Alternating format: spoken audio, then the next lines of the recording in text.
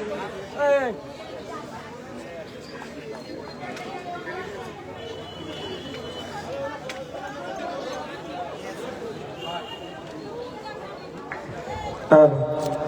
সে ফাইলটা কোথায় গাড়ি থেকে দিয়েছে?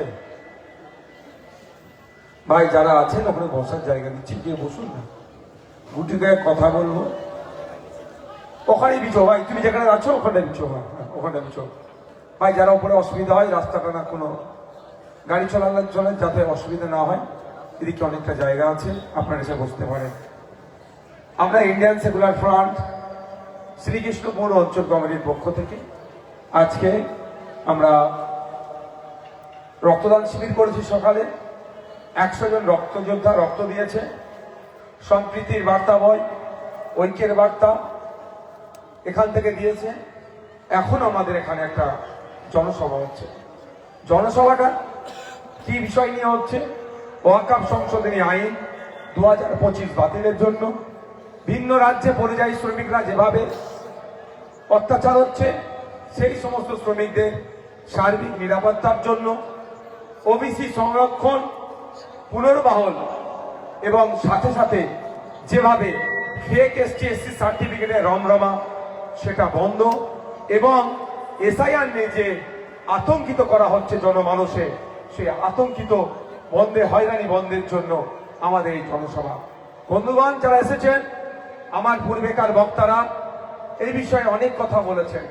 আমি আপনাদের দুটো কথা বলবো। ওয়াকফ সংশোধনী আইন বাতিলের কথা কেন বলছি? সংবিধানের একাধিক আর্টিকেলে ভায়োলেট করছে। যেখানে সংবিধান বলছে ধর্মস্থান, ধর্মীয় সম্পদ রক্ষণাবেক্ষণের পূর্ণ স্বাধীনতা সেই ধর্মীয় মানুষের উপরে দেওয়া হয়েছে। এই সংশোধনী আইনের মাধ্যমে সেটার কেড়ে নেওয়ার অপচেষ্টা চলছে। শুধু তাই নয়, যেখানে ইন্ডিয়ান লিমিটেশন অ্যাক্ট অন্যান্য ধর্মীয় সম্পত্তির ক্ষেত্রে প্রযোজ্য নয়, এক্ষেত্রে ওয়াকফের ক্ষেত্রেও প্রযোজ্য ছিল না, নতুন সংশোধনীর নামে সেখানে প্রযোজ্য করছে। অর্থাৎ সম্পত্তিকে কেড়ে নেওয়ার আইনের মাধ্যমে কেড়ে নেওয়ার অপচেষ্টা চলছে। সাথে সাথে আমরা কেন সম্পূর্ণরূপে বাতিলের কথা বলেছি? ইন্টেরিয়াম অর্ডারে আমরা দেখলাম কি, যেটা আমরা বারবার বলে আসছি, ডিস্ট্রিক্ট কালেক্টরের হাতে সর্বোচ্চ পাওয়ার তুলে দেওয়া হচ্ছে। এই সম্পত্তিটা কার, এটা ডিসাইড করবে। এতদিন এটা জুডিশিয়াল মাইন্ডে চলতো, এখন যেভাবে পাওয়ারটা ডিস্ট্রিক্ট কালেক্টরের হাতে তুলে দিচ্ছে, এটা অ্যাডমিনিস্ট্রেটিভ মাইন্ডে চলতে পারে। আমরা বারবার বলেছিলাম এটা অন্যায় হচ্ছে, এটা বরদাস্ত করা যায় না, আইনের মাধ্যমে এটাকে আমরা প্রতিহত করব। সেটা ইন্টেরিয়াম অর্ডারেও এটাকে স্টে লাগিয়েছে। কিন্তু ইন্টেরিয়াম অর্ডারে ফাইনাল অর্ডার পাওয়া না পর্যন্ত আমাদেরকে আন্দোলন সংগঠিত করতে হবে, আন্দোলন জারি রাখতে হবে।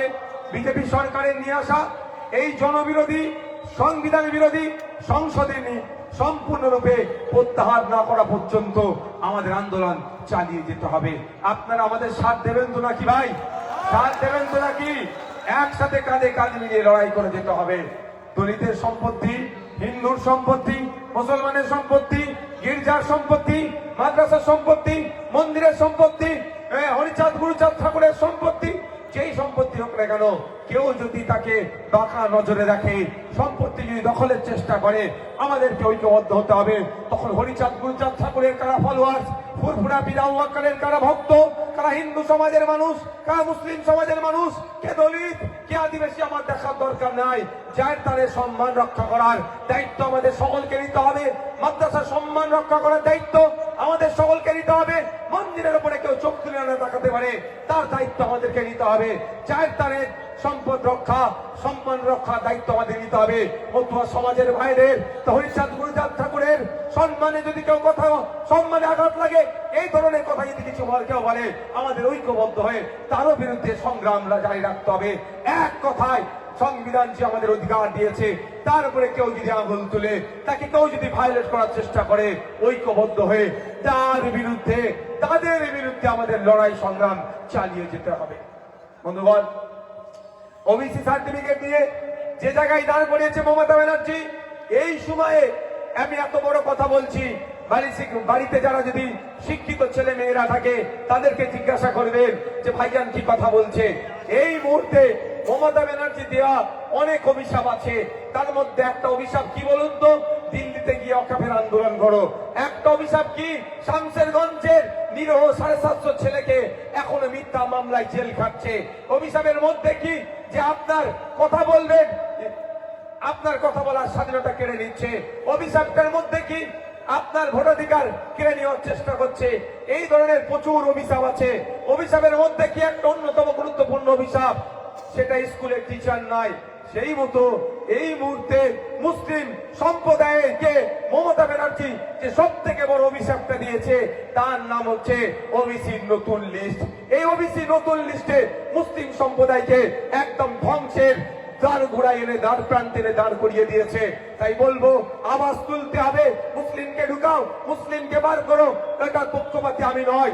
আমি চাইবো the West Bengal commission for backward classes act 1993 কে মান্যতা দিয়ে সায়েন্টিফিক ওয়েতে বিজ্ঞানসম্মত ভাবে প্রপার সার্ভে করে ওবিসি লিস্টের নাম নতুন করে ইনক্লুড করা হোক। তার পরিবর্তে মমতা ব্যানার্জি যেখানে নিজের মন মতো করে একে দুটো ধরে ওখান থেকে দুটো ধরে যেভাবে সার্ভে করে এখন লিস্ট করেছে, অসম্পূর্ণ সার্ভের মাধ্যমে যে লিস্ট পাবলিশ করেছে, সেই লিস্টে মুসলিমরা সব থেকে বেশি বঞ্চিত হবে, মুসলিমরা ক্ষতিগ্রস্ত হবে। স্বাধীনতার ৭৮ বছর পার হয়ে গিয়েছে।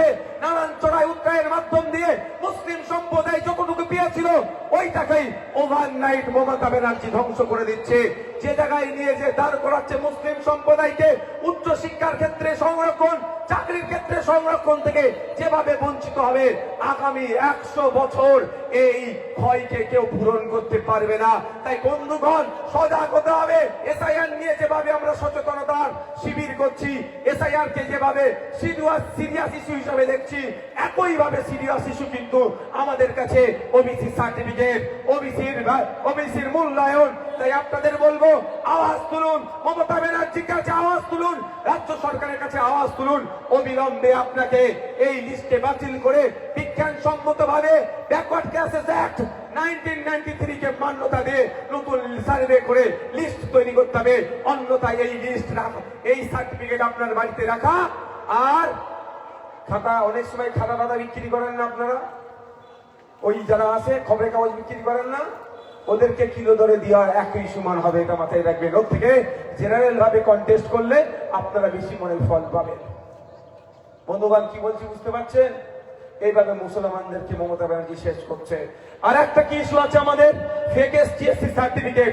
আপনারা শুনলে অবাক হবেন, সারা পশ্চিম বাংলায় 1 কোটি এসটি সমাজের অর্থাৎ আদিবাসী সমাজের মানুষ নাই, অলরেডি 1.5 কোটি এসটি সার্টিফিকেট বিলি হয়ে গেছে।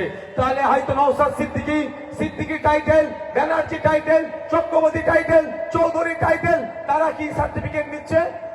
এসটি সার্টিফিকেট নিয়ে আদিবাসীদের কোটায় যে সংরক্ষণ, আদিবাসী ভাইদের জন্য যেটা প্রাপ্য, তাদের যে সংরক্ষণ আছে, সেই সংরক্ষণটাকে এই মমতা ব্যানার্জি দেওয়া ভুল সার্টিফিকেটে, ফেক সার্টিফিকেটের মাধ্যমে ওই আসল আদিবাসীরা বঞ্চিত হচ্ছে। ডুপ্লিকেট আদিবাসী যারা, তারা এটা ফায়দা নিয়ে নিচ্ছে। এবারই কলকাতা মেডিকেল কলেজে প্রায় 40 জন, কলকাতাতে ওয়েস্ট বেঙ্গলে প্রায় 40 জন এমবিবিএস এ ডক্টরি কোটাতে আপনার ডক্টরি পড়ার জন্য তারা অ্যাডমিশন নিয়েছে, তারা সন্দেহভাজন এসটি লিস্টের মধ্যে তারা আছে। তাহলে কি প্রকৃত যারা 40 জন আদিবাসী সমাজ থেকে ডক্টর হওয়ার দরকার ছিল, আর হতে পারবে না। যারা নন আদিবাসী, আদিবাসী সেজে তারা কি করছে, সেই সুযোগ নিচ্ছে। একইভাবে ফেক এসসি সার্টিফিকেট রমরমা, যারা এসসি নয় তারা এসসি বয়ে হয়ে বসে আছে। ফলে কি হচ্ছে, এসসি যে সংরক্ষণ আছে, 100টা চাকরির মধ্যে এতটা চাকরি এসসি কমিউনিটির মানুষ পাবে, 100টা চাকরির মধ্যে এত পার্সেন্টেজ চাকরি, এতগুলো চাকরি এসটি কমিউনিটির মানুষ পাবে। ওখানে আমরা কি দেখছি, 100টা চাকরির মধ্যে এসসিদেরকে চাকরি দেওয়া হচ্ছে তার পার্সেন্টেজ অনুযায়ী, সংরক্ষণ অনুযায়ী, কিন্তু আসলে এসসি কটা পেচ্ছে সে নিয়ে বিস্তর বিতর্ক আছে। তাই আমাদের আওয়াজ তুলতে হবে। আমাদের এই মন শুধুমাত্র মুসলমানের আওয়াজ তুলেনি, শুধুমাত্র দলিতের আওয়াজ তুলেনি, শুধুমাত্র আদিবাসীর আওয়াজ তুলেনি। আমাদের এই মঞ্চ দলিত, আদিবাসী, মতুয়া, নমশূদ্র, হিন্দু, মুসলমান, খ্রিস্টান নির্বিশেষে, নারী, পুরুষ, সরকারি কর্মচারীদের ডিএর জন্য প্রতিটা বিষয় যেটাই মানুষ তার অধিকার থেকে বঞ্চিত হচ্ছে, তার সাথে অন্যায় হচ্ছে, অন্যায়কারীর যে অন্যায় করছে তার বিরুদ্ধে থেকে, যার সাথে অন্যায় হচ্ছে তার পাশে থেকে তাকে কিভাবে ন্যায় দেওয়া যায়, ন্যায় কিভাবে প্রতিষ্ঠা করা যায়, ইনসাফ কিভাবে প্রতিষ্ঠা করা যায়, অধিকার কিভাবে প্রতিষ্ঠা করা যায়, তার জন্য লড়াই করে চলেছে। আগামী দিনেও লড়াই করে চলবে। যদি আপনাদের সাথ পাই, আগামী দিনে আরো বেশি আমরা লড়াই করার সুযোগ পাবো। কি আপনারা সাথ দেবেন তো নাকি? সাথ দেবেন তো? যারা হাত তুলুন তো, উপরে যারা দাঁড়িয়ে আছেন, সাথ দেবেন তো নাকি? এই যদি আপনাদের সাথ পাই, আমরা তাহলে সেই সুস্থ সমাজ ব্যবস্থা প্রতিষ্ঠিত করব, যেই সমাজ ব্যবস্থায় ও নমশূদ্র নাক শিটকাবে না, ও আদিবাসী নাক শিটকাবে না, ও মহিলা নাক শিটকাবে না, ও মুসলমান শুনলে নাক শিটকাবে না।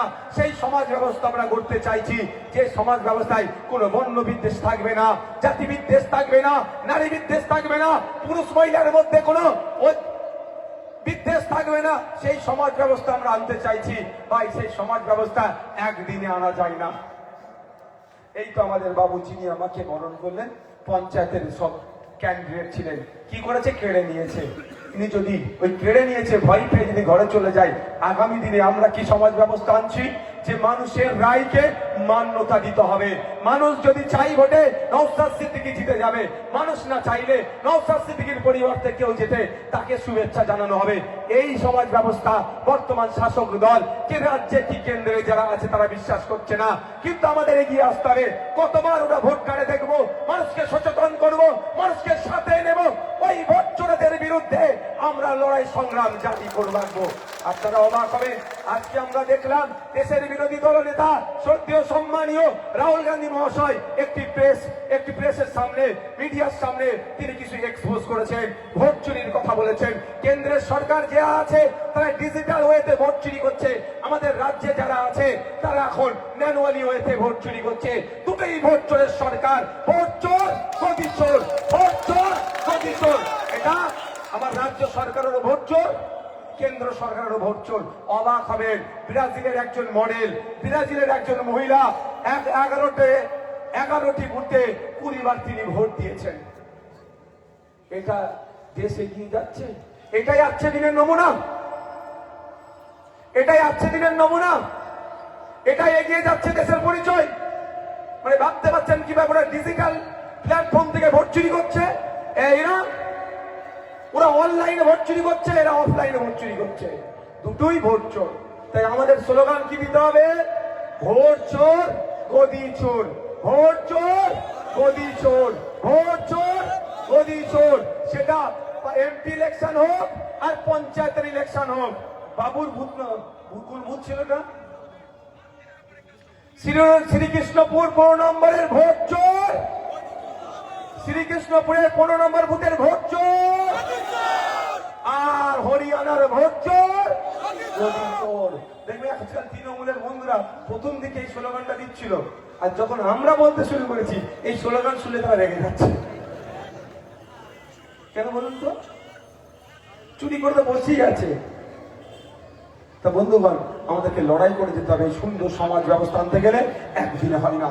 আপনারা বলুন, এই অশোকনগর, এই হাবড়া, এই মিনাখা, এই বাদুড়িয়া, বসিরহাট, আপনার বাংলার যেটা আছে স্বাধীনতা সংগ্রামীদের লড়াই, এই বাবুরা বলতে পারবেন ইনাদের পূর্বপুরুষেরা, এনার বাবা স্বাধীনতা যুদ্ধে তার দাদু কি অংশগ্রহণ করেছে, আমাদের পূর্বপুরুষেরা লড়াই করেছে। প্রায় 200 বছর ধরে ব্রিটিশদের বিরুদ্ধে লড়াই করেছে। আমাদের বীর পুরুষেরা শহীদ হয়ে গেছে। দেশেরকে ব্রিটিশ মুক্ত করতে হবে, এই লক্ষ্যে লড়াই নেমেছিল। অনেকে শহীদ হয়ে গিয়েছে, অনেকে আত্মত্যাগের আত্মবলিদানের ফলে দেশ স্বাধীন হয়েছে, সংবিধান পেয়েছি। সংবিধানে মানুষের ভোটাধিকারের স্বাধীনতা আছে।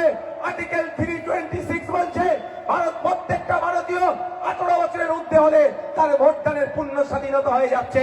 আর ইলেকশন কমিশন অফ ইন্ডিয়া যদি রাজনৈতিক চক্রের চক্রান্তকারীদের পাল্লাই পড়ে কোন বৈধ ভোটারের নাম কাটে, সে মতুয়া হতে পারে, দলিত হতে পারে, নমশূদ্র হতে পারে, আদিবাসী হতে পারে, হিন্দু হতে পারে, মুসলমান হতে পারে।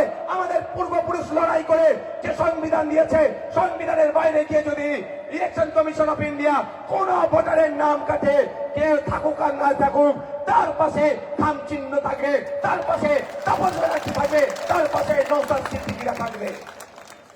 এটা মাথায় রাখবেন। আমাদের পূর্বপুরুষ 200 বছর ধরে লড়াই করেছে ব্রিটিশদের বিরুদ্ধে, শহীদ হয়ে গেছে। প্রীতিলতা ওয়াদ্দেদার, গান্ধী বুড়ি, মাতঙ্গিনী হাজরা, ফুলপুরার পীর আবু বকর সিদ্দিক থেকে শুরু করে অসংখ্য অসংখ্য অসংখ্য স্বাধীনতা সংগ্রামীরা কেউ শহীদ হয়েছে, কেউ আত্মত্যাগের পরে আমরা সংবিধান পেয়েছি, দেশ স্বাধীন দেশ পেয়েছি। সেই সংবিধানে 326 নম্বর ধারায় বলা হচ্ছে কি, প্রতিটা ভারতীয় নাগরিক যার বয়স 18 বছরের ঊর্ধ্বে তারাই ভোট দেওয়ার স্বাধীনতা হয়ে গেল, তার রাইট আসলো।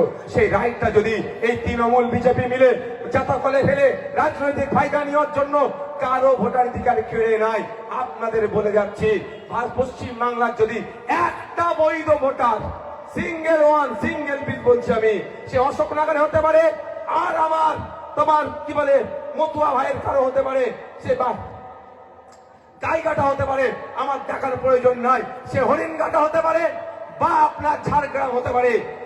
একটা কারো বৈধ ভোটারের যদি ভোটার নির্বাচন কমিশন তার নাম বাতিল করে সিস্টেম মেনে তার নাম তোলার চেষ্টা করব, তারপরেও যদি নির্বাচন কমিশন মনে করে তার পাওয়ারের মিসইউজ করবে, আপনাদের বলে যাচ্ছি, আপনাদের আমাদের দলের প্রতিষ্ঠাতা পীরজাদা আব্বাস সিদ্দিকী ভাইজানের সাথে, ওরা ভাইজানের সাথে কালকে রাতেই আমার কথা হয়েছে। যদি আমাকে এভাবেই বলেছে, তুই নওশাদ দেখ, খোঁজ রাখবি, নেতৃত্বের বলে দিবি, যদি একটা ভোটারের নাম বাদ যায় তোকে আমরা দিল্লি পাঠাবো, সুপ্রিম কোর্টে গিয়ে ওই বাড়িটার হয়ে তুই লড়াই করবি। আমাদের পাওয়ার, আমাদের দলের প্রতিষ্ঠাতা প্রাণ পুরুষ টিকে ভাষাই বলেছে, সেই আমার মতুয়া হতে পারে, আমার দলিত হতে পারে, আমার আদিবাসী হতে পারে, আমার নমশূদ্র হতে পারে, আমার হিন্দু হতে পারে, আমার মুসলমান হতে পারে, দেখার দরকার নাই। পশ্চিম বাংলার কোন বৈধ ভোটারের নাম যদি বাদ যায়, তুই দিল্লি গিয়ে যেমন ওবিসি নিয়ে লড়াই করছিস, ওয়াকফ নিয়ে লড়াই করছিস, সিএর সময় লড়াই করেছিস, একইভাবে দিল্লি গিয়ে মামলা করবি, এদের জবাব তোকে দিতে হবে। তাহলে আমাদের ভয় পাওয়ার জায়গা নেই। কে কাগজ দেখতে চাইছে?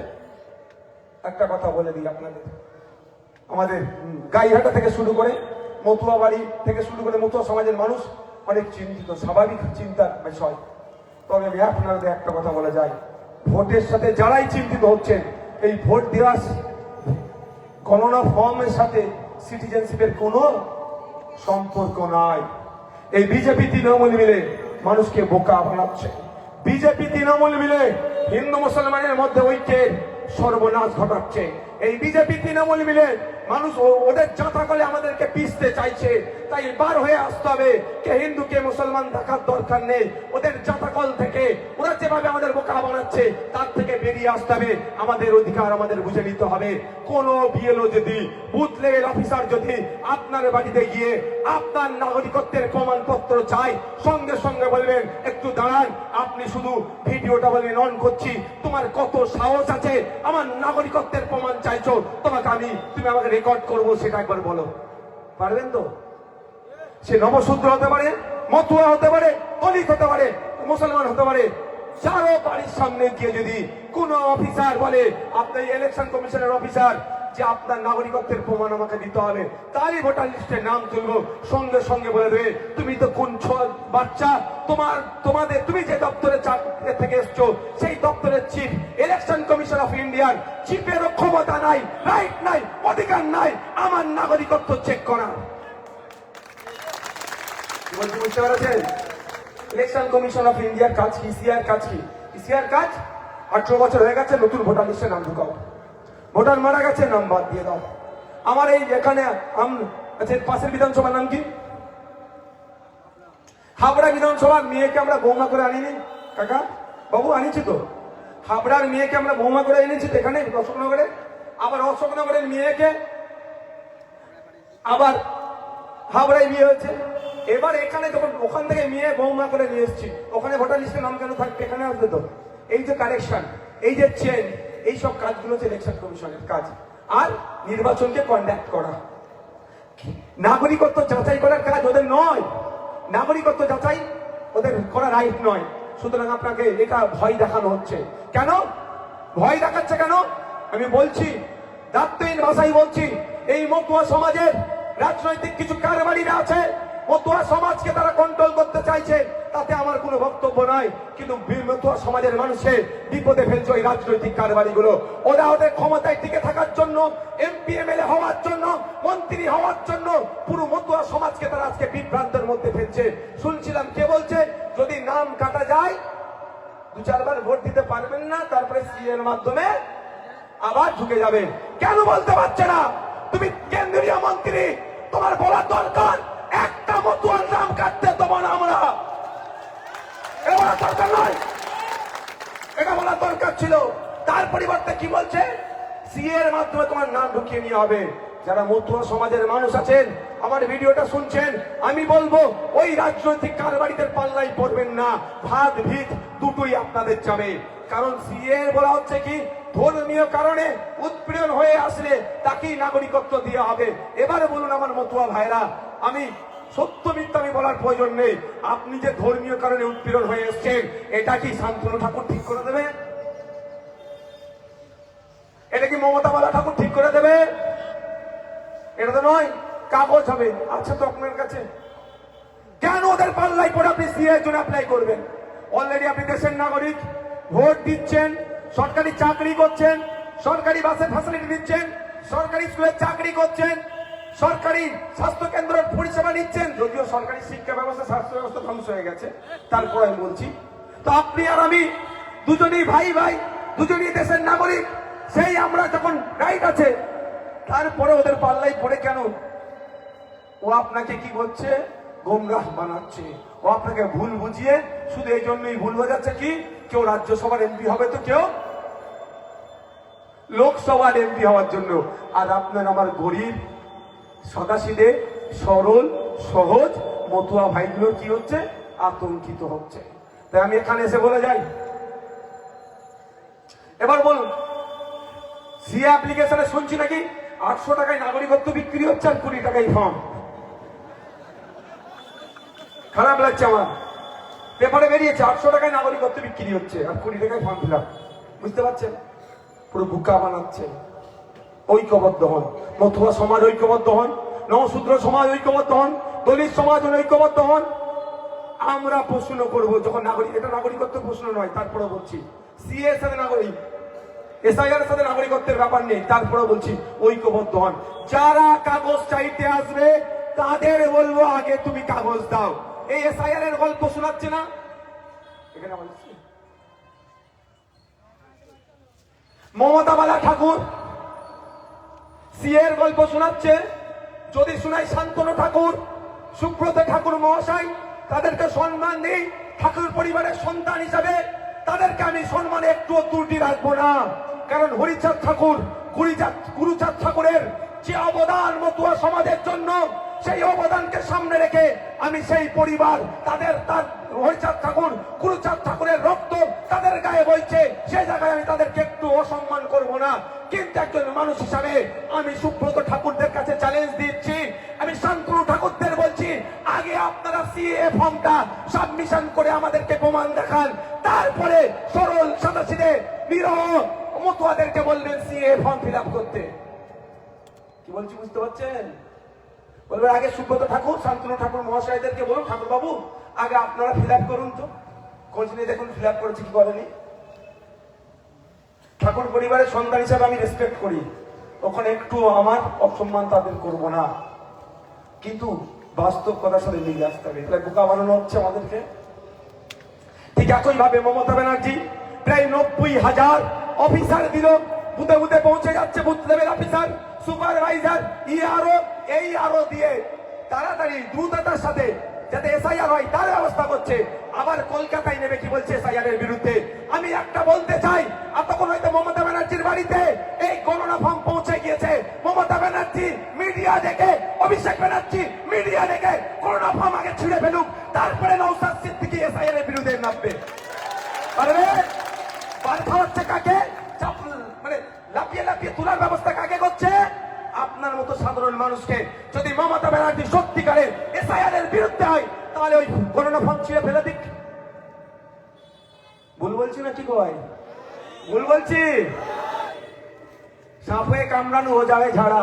আর একটা কি বলে বরের ঘরের মাসি আর খুনের ঘরের পিসি, উনি তাড়াতাড়ির জন্য এসআইআর হওয়ার জন্য কি করছে, অফিসার দিয়ে দিল এসআইআর। এবার এখন যখন এবার আমরা প্রশ্ন করছি এসআইআর এসআইআর এসআইআর, আপনি বলেছিলেন করতে দেবো না, ঘেরাও করে হ্যান করবো ত্যান করবো, তখন কি দেখছি কলকাতাতে একটা র্যালি বার করেছে। কারা এসে উপস্থিত হয়েছে? বলছে এসআই, যাদেরকে ডেকে আনা হয়েছে কাউকে বলছে নাগরিকত্ব দেবে, 15 বছরের বাচ্চা ছেলে তাদেরকে ডেকে নিয়ে এসে হাজির, যারা কোনো ভোটার লিস্টের নামই উঠেনি তাকে নিয়ে এসে হাজির। আমি আপনাদেরকে একদম সহজ ভাষায় বলছি, তো যদি সত্যিকারের মমতা ব্যানার্জি এসআইআর এর বিরুদ্ধে হয়, যে অরিজিনাল যে ফর্ম দুটো বাড়ি বাড়ি থেকে দুটো করে ফর্ম দিচ্ছে, তো ওই দুটো ফর্ম মমতা ব্যানার্জি মিডিয়ায় দেখে কি করুক, ছিঁড়ে ফেলে দিক অভিষেক ব্যানার্জি। তারপরে নওশাদ সিদ্দিকী মমতা ব্যানার্জির সাথে ওই রাস্তায় ঘাটে এসআইআর হতে দেবো না। তাহলে ভাই দুধকে দুধ পানিকে পানি হবে। আপনারা অবাক হবেন, রাস্তায় নেমে প্রতিবাদ করবে কি পাবলিক, যারা সরকারের নয়। সরকারের কাজ কি রাস্তায় নামুক, আমি না বলছি না, সরকারের কাজ কি? আমি প্রথম, তৃণমূল তো সরকারে আছে ভাই, হ্যাঁ 200-র উপরে তাদের বিধায়ক, রেজুলেশন পাস করাতে পারে, তো এসআইআর পশ্চিমবাংলায় করতে দেবো না। হ্যাঁ, কেরলে রেজুলেশন পাস হয়েছে, তো ওয়েস্ট বেঙ্গলে রেজুলেশন পাস করিয়েছে, ওখানে রেজুলেশন পাস করলেই তো হয়তো পরিবারের কেউ গ্যারেজ হয়ে যেতে পারে। কেন বুঝতে পারছে না? পরিবারের লোককে বাঁচানোর জন্য এত মানুষকে, 10.5 কোটি মানুষকে চিন্তায় ফেলে দিয়েছে। আমরা 10.5 কোটি মানুষকে প্রস্তুত নিতে হবে, আমরা আমাদের পরিবারকে বাঁচাবো।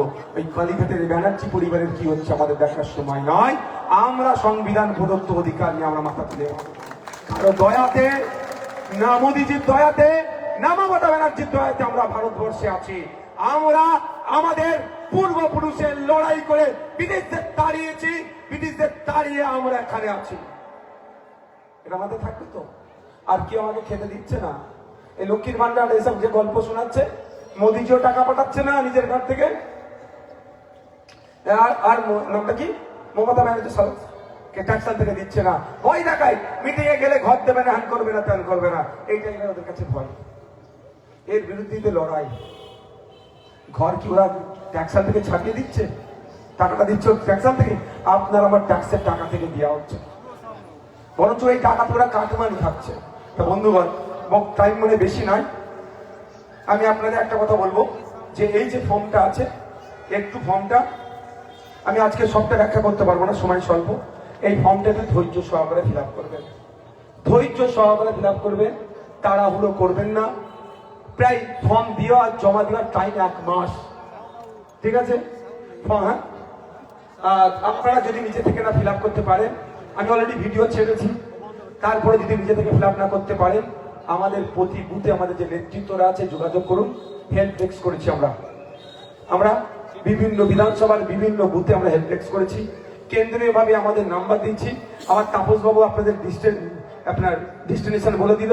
প্রতিদিন বেলা 8টা থেকে বেলা 12, সকাল 8টা থেকে বেলা 12টা পর্যন্ত তার বাড়িতে মানে অফিস খুলেছে ওখানে, আপনারা ওখানে আসবেন, সমস্যা আমরা সমাধান করব।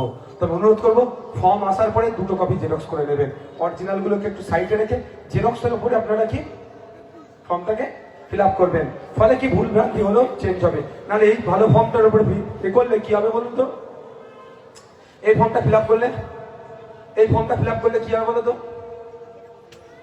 অরিজিনালটা দেখতে পেনের ঘাঁচাঘাঁচি হয়ে যায়, বিপদ হবে। আমি অনুরোধ করবো আপনাদের এই ভুল কাজটা করবে না। বাবুকে ধরে নামিয়ে দাও। কি বলছি বুঝতে পারছেন? আচ্ছা, আমি 5 মিনিটের মধ্যে চেষ্টা করবো শর্টে, কবে 5 মিনিটে ফর্মটা কিভাবে ফিল আপ করতে হবে আপনাদেরকে দেখাতে চাই, শুনবেন? 5 মিনিট হয়ে গেলে কিন্তু সিগন্যাল দেবে, আমাকে আর একটা প্রোগ্রাম আছে। এই ধরনের ফর্ম আপনাদের বাড়ি 2টো করে আসবে, ভোটার পিছু 2টো ফর্ম। আপনার বাড়িতে 4টে ভোটার থাকলে কটা ফর্ম পাবেন? আচ্ছা, 2টো করে আসলো। আমি এই ফর্মটা সুবিধার্থে আমি একটু কি করেছি জানেন, টোটাল ফর্মকে 4টে ভাগ করেছি, মানে যাতে এত ঘর কি ফিল আপ করবো রে বাবা, যাতে এই না মনে হয়, এটা ইজি। আচ্ছা, আমি বলেছিলাম খেয়াল আছে, এসআইআর যদি বাঘ হয়, বাঘকে আমরা খাঁচাবন্দি করবো। এখানে বাঘকে খাঁচাবন্দি করার একটা রড আছে, রড দিয়ে তো খাঁচাটা তৈরি করতে হবে, নাহলে বেরিয়ে যাবে তো। একটা রড আছে, সেটা খাঁচায় বাক্যে বন্দি করা যাবে, অর্থাৎ এসআইআর কে বন্দি করে নেবো, পকেটে ভরে নেবো আমরা এসআইআর কে, কোনো অসুবিধা নেই। তাহলে এইটা আমি 5 মিনিটে আপনাদের বোঝানোর চেষ্টা করছি। 5 মিনিট হয়তো অনেক কিছু ছেড়ে যেতে পারে, আমার থেকে ভালো কেউ যদি বোঝানোর চেষ্টা করে তারটা আপনি শুনবেন, ঠিক আছে? তারপরে আমি আপনাকে শর্টে বলে যাচ্ছি।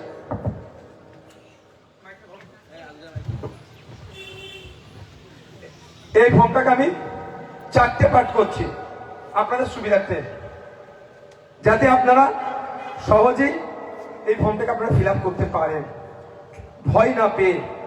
আপনাকে আমি একটু বলছি, টোটাল একটা ফর্ম, তো এটা ফর্ম, ধরো না ভালো করে, এটা ফর্ম, এটাকে আমি 4টে পাঠ করে নিচ্ছি। ফার্স্ট পার্ট কি করছি, আপনাদের দিক থেকে বাম দিক থেকে শুরু হচ্ছে, তো এখানে আপনার নাম, এপিক নাম্বার, আপনার ঠিকানা লেখা প্রিন্ট হয়ে আসবে ফর্মে। দ্বিতীয় হচ্ছে আপনার ক্রমিক সংখ্যা, তার অংশ, পার্ট নাম্বার, বিধানসভার নাম প্রিন্ট হয়ে আসবে। তৃতীয় হচ্ছে কিউআর কোড আছে, এইখানে পেন নিয়ে না কেউ ঘুজাঘুজি করে, এটা খুব সূক্ষ্ম জায়গা।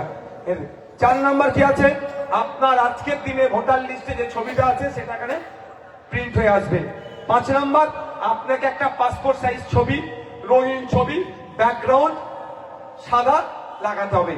শুধু তাহলে পার্ট 1-এ আপনার কাজ কি, একটাই কাজ, শুধু একটা পাসপোর্ট সাইজ ছবি যার ব্যাকগ্রাউন্ড কালো সেটা প্রিন্ট করতে হবে। 2টো ফর্ম থাকবে, তাহলে 2টো ছবি লাগবে, 2টো ফর্মে 2টো ছবি লাগিয়ে দিলেন।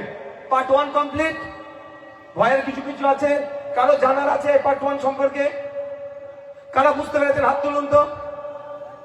পার্ট 1-এ একটাই কাজ, একটা পাসপোর্ট সাইজ ছবি, রিসেন্ট ছবি, যার ব্যাকগ্রাউন্ডটা কালো হবে, সাদা হবে। দ্বিতীয় চলে আসুন,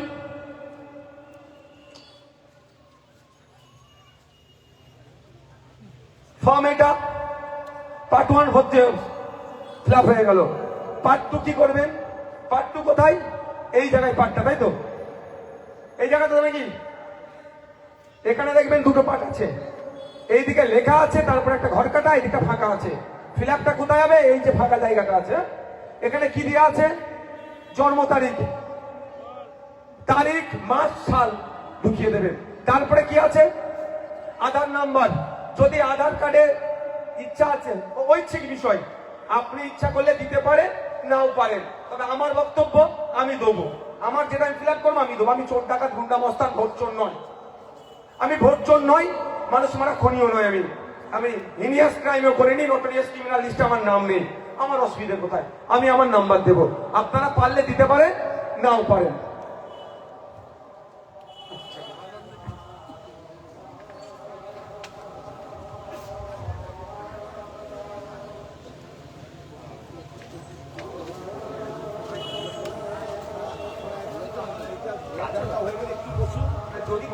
যদি আপনারা বসতে চান 5 মিনিট বসতে পারেন, বাজার নামাজের পরে 5 মিনিট বলবেন।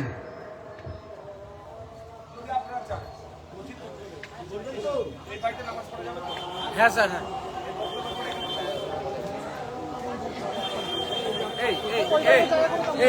এইটাই না, তাহলে ওই হারানবার বাড়ি,